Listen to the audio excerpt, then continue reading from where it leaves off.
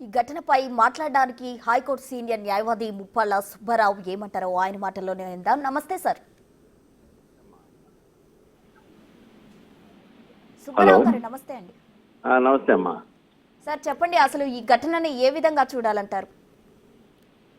ఇక్కడ ఒకటమ్మా, ఎవరైతే బాధితులు పోలీసు వారి దగ్గరికి చట్టాన్ని రక్షించి ప్రజలకి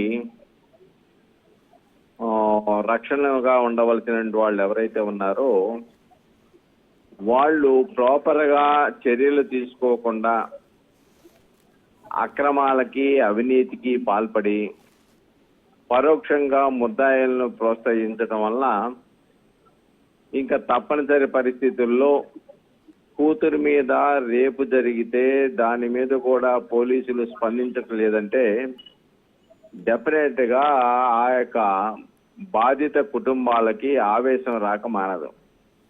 ఆ ఆవేశం నుంచే చట్టాన్ని చేతిలోకి తీసుకున్నారు. చట్టాన్ని కాపాడవలసిన పోలీసులు ముద్దాయిలను ప్రోత్సహిస్తూ ఉంటే, వాళ్ళ దగ్గర లంచాలు తీసుకుంటూ ఉంటే, ఇంకా ఏమి చేయలేని పరిస్థితుల్లో నిరాశ నిస్పృహకు లోనైనప్పుడు ఇటువంటి చట్టాన్ని చేతిలోకి తీసుకునే పరిస్థితులు ఉత్పన్నమవుతాయి. ఈ సంఘటనకి ప్రధానమైన కారకులుగా పోలీసులనే మనం చూడాలి.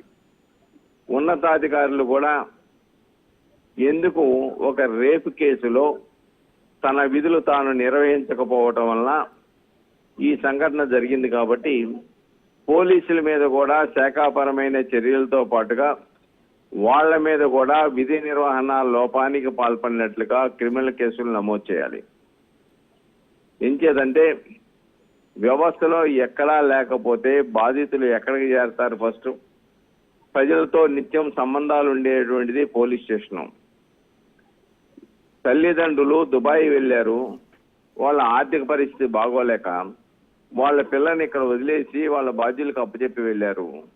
ఆ పిల్ల మీద అఘాయిత్యానికి పాల్పడి రేపు చేస్తే ఆ పిల్ల అని చూడటానికి వచ్చిన తల్లికి ఆపేదన చెప్పుకొని నన్ను ఇలా చేశాడు అని అంటే, ఆ తల్లి వెళ్ళి పోలీస్ స్టేషన్లో ఫిర్యాదు ఇచ్చిన నిమ్మకు నీరెత్తినట్టుగా వ్యవహరించడమే కాకుండా మీరు వెళ్ళిపోండి అని చెప్పేసి తర్వాత మళ్ళా కబుర్ చేసి మీ అమ్మాయిని కూడా దుబాయ్ తీసుకెళ్ళమని చెప్పారు అని అంటే, పోలీసుల యొక్క నిర్లక్ష్యం, వాళ్ళ యొక్క అవినీతి, వాళ్ళ యొక్క చేతకానితనం, వాళ్ళ విధి నిర్వహణ లోపం చాలా స్పష్టంగా కనబడతా ఉంది. కాబట్టి అనేక రాష్ట్రంలోనే అనేక ఈవెన్ రాజమండ్రి లాంటి ప్లేసుల్లో కూడా అనూష అనే ఒక మహిళ ప్రేమ పేరుతో ఆమెను వేధిస్తూ ఉంటే పోలీసు వాళ్ళకి ఫిర్యాదు ఇస్తే 2 సార్లు ఎటువంటి చర్య తీసుకోకపోతే అది వెరితలలు వేసి చివరికి వాళ్ళ ఇంట్లో కత్తులతో దొరబడి ఆ అమ్మాయి మీద హత్యా ప్రయత్నం, తల్లిదండ్రులు ఇద్దరిని కూడా చంపేశారు. కాబట్టి ఆ యొక్క నేరం యొక్క తీవ్రతను దృష్టిలో పెట్టుకొని వెంటనే స్పందించకపోతే ఇటువంటి పరిస్థితులు ఉత్పన్నం అవుతాయి.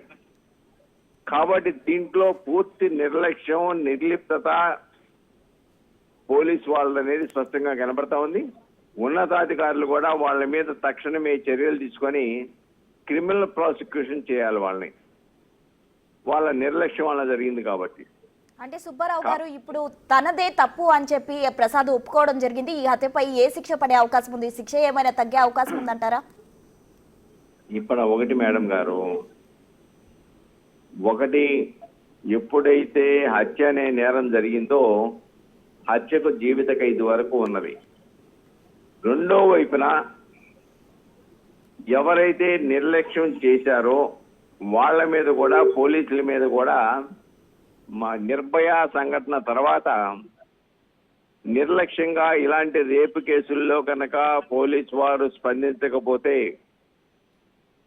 విధి నిర్వహణ లోపానికి పాల్పడితే వాళ్లను కూడా ప్రాసిక్యూట్ చేయాలని నిర్భయ సంఘటన, ఢిల్లీలో జరిగిన నిర్భయ సంఘటన తర్వాత క్రిమినల్ చట్టాన్ని సవరించడం జరిగింది. దాని ప్రకారం పోలీసులు బాధ్యులవుతారు నిర్లక్ష్యంగా వహించినందుకు. మర్డర్ చేయటం అనే చట్టాన్ని చేతుల్లోకి తీసుకోవడం అనేది నేరం కాబట్టి ఆ నేరం ఏ పరిస్థితిలో చేశారని న్యాయస్థానం నిర్ధారించి దాని ప్రకారం ఏదన్నా కొద్దిగా శిక్ష తగ్గించేవచ్చు తప్ప శిక్ష అయితే 10 సంవత్సరాలు తక్కువ కాకుండా జీవిత ఖైదు వరకు కూడా వేయడానికి మర్డర్ కేసు సెక్షన్ కింద అవకాశాలు ఉన్నాయి మేడం గారు. అంటే ఒక్క విషయం సుబ్బారావు గారు, శిక్ష ఖరారు చేసే ముందు హత్య ఎందుకు చేశారు అన్న అంశాన్ని పరిగణలోకి తీసుకొని ఈ శిక్ష వేసే అవకాశం ఉందా? అంటే బాలికను కూడా విచారించే ఛాన్స్ ఉందంటారా? డెఫినెట్ గా అండి. వాళ్ళ యొక్క పరిస్థితులు ఏంటి, అది ప్రొవొకేషన్ లో చేశాడా, ఇంటెన్షనల్ గా చేశాడా, దాంట్లో అతను మోటివ్ ఉన్నదా అనేది కూడా న్యాయస్థానం చూస్తుంది. ప్రిపరేషను, మోటివ్, ఇంటెన్షను ఈ 3 ఉండాలి. అలా కాకుండా తనకు జరిగినటువంటి అన్యాయం నుంచి ఆవేశంతో చేశాడా అనేది కూడా విచారణలో స్పష్టంగా నిర్ధారణ అవుద్ది. నిర్ధారణప్పుడు దాని యొక్క సాక్ష్యాలను బట్టేసి నిర్ణయించడం జరుగుతుంది. ఓకే, థ్యాంక్ యూ సుబ్బారావు గారు.